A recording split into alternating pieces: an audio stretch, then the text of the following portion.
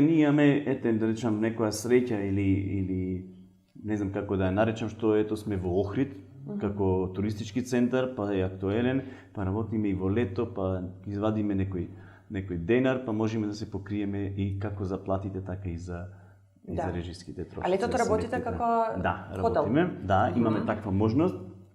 Работиме како хотел, со тоа што јули и август ни се топ, можам да кажам, полни.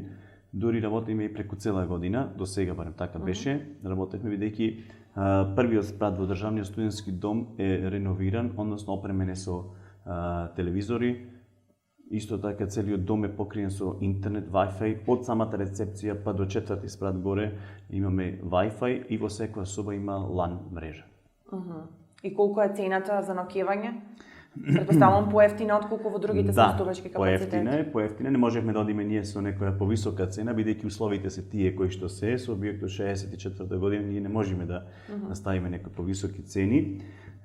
Моментално ноќевање е 500 денари, 650, односно 700 се извинувам, 700 денари ноќевање со доручек, 860 е полупансион, 1010 денари е пансион. Да, и бевте полни летоваш? Да. Можам да се пофалам еве овде пред вас дека во оваа година ние од 1.1.2023 до 5.10 ние имаме околу 5000 ноќевања.